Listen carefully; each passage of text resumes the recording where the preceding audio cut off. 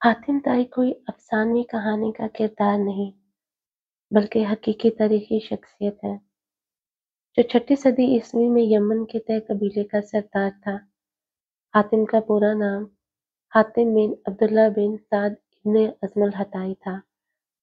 حاتم کی ماں نہایت ہی دولت مند اور سخی خاتون تھی۔ ان کی وفات کے بعد حاتم کے بھائیوں نے اس کا مال روک لیا اور حاتم پر بے شمار ظلم ڈھائے۔ حاتم کو سخاوت وراثت میں ملی تھی، یہی وجہ تھی کہ وہ جوان ہو کر نہایت ہی سخی شخص ثابت ہوا۔ حاتم نے سخاوت میں اس قدر مبالغہ کیا کہ جب وہ بچپن میں دادا کے پاس رہا کرتا تھا، اس وقت وہ اپنا کھانا لے کر باہر نکل جاتا۔ اگر کوئی مل جاتا تو ساتھ مل کر کھانا کھا لیتا، ورنہ کھانا نہ کھاتا تھا۔ یوں حاتم پورے عرب میں مشہور ہوا اور اس کی سخاوت کے چرچے عام ہو گئے۔ کچھ لوگوں نے حاتم کی سخاوت کے بہت سے قصے گھڑ لیے، لیکن اس کے باوجود حاتم کی سچی حقائق اس کی سخی شخصیت کی دلیل ہے۔ عرب میں جبل سمرہ کی چوٹی پر واقع ایک مقام تھا جہاں حاتم رات کے وقت آگ جلایا کرتا تھا تاکہ علاقے سے گزرنے والوں کو راستے کی رہنمائی حاصل ہو سکے۔ اس مقام کو آج حاتم طائی کا آتش دان کہتے ہیں۔ یہ علاقہ آج بھی آثار قدیمہ کی حیثیت رکھتا ہے۔ ابن عربی کے مطابق حاتم ہر میدان میں کامیاب تھا، خواہ وہ جنگ ہو، مقابلہ ہو، کھیل ہو یا سخاوت ہو۔ زمانہ جاہلیت میں ماہ رجب کا چاند بہت ہی مقدس مانا جاتا تھا، لہٰذا جب رجب کا مہینہ شروع ہوتا تو حاتم ہر روز 10 اونٹ ذبح کرتا اور لوگوں کو کھانا کھلاتا۔ یوں تو حاتم کی سخاوت اور فراخ دلی کے قصے بہت سارے ہیں، لیکن چند ایک جو بہت ہی مشہور ہے۔ روم کے بادشاہ کیسر کے دربار میں ایک دن حاتم طائی کی سخاوت کا تذکرہ ہوا۔ ایک شخص نے بتایا کہ حاتم کے پاس عمدہ نسل کے گھوڑے ہیں جو نہایت ہی خوبصورت ہیں۔ حاتم کی تعریف سن کر بادشاہ نے کہا، جب تک کسی آدمی کو آزمایا نہ جائے، اس وقت تک اس کے بارے میں کوئی رائے قائم کرنا عقل کے خلاف ہے۔ بادشاہ نے کہا، جاؤ اور حاتم کی سخاوت کے بارے میں ہمیں معلومات فراہم کرو۔ اس سے کوئی ایسی چیز طلب کرو جو اس کی نظر میں سب سے زیادہ قیمتی ہے۔ درباری نے کہا کہ حاتم کی نظر میں سب سے زیادہ قیمتی اس کے تیز رفتار گھوڑا ہے، لہٰذا بادشاہ نے حکم دیا کہ حاتم سے اس کا گھوڑا مانگو اور میرے پاس لے آؤ۔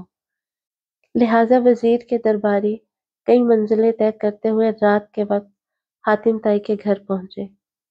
جب وہ وہاں پہنچے تو موسلا دھار بارش ہو رہی تھی۔ ایسے خراب موسم میں گھر سے نکلنا نہایت ہی مشکل تھا، لہٰذا مہمانوں کے کھانے کا انتظام کرنے کے لیے حاتم نے اپنے گھوڑے کو ہی ذبح کر دیا اور دسترخوان پر لذیذ بھنا ہوا گوشت پیش کیا۔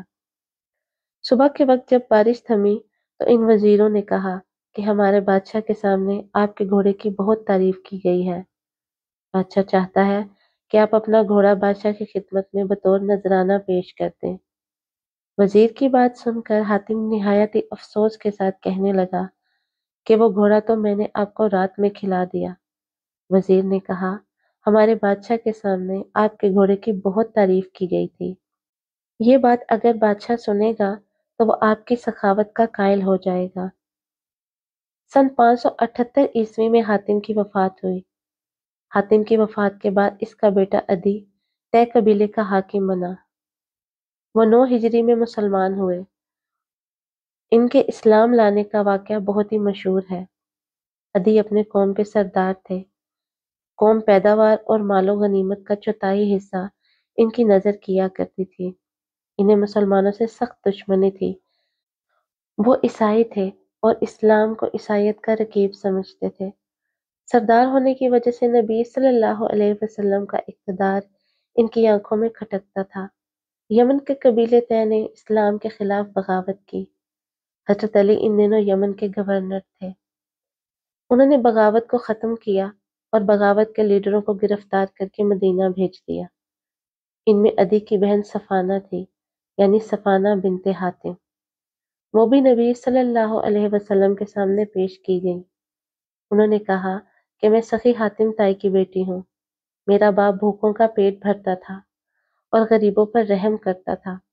اس پر نبی صلی اللہ علیہ وسلم نے فرمایا، تیرے باپ میں مسلمانوں کی سی خوبیاں تھی، اگر تیرا باپ مسلمان ہوتا تو یقیناً ہم اس پر رحم کا معاملہ ہی فرماتے۔ اس لڑکی کو رہا کر دو، کیونکہ اس کا باپ اعلیٰ اخلاق کا مالک تھا اور اللہ اعلیٰ اخلاق کو پسند فرماتا ہے۔ لہٰذا نبی صلی اللہ علیہ وسلم کے اس احسن سلوک سے متاثر ہو کر عدی اور ان کی بہن صفانہ نے بعد میں اسلام قبول کر لیا۔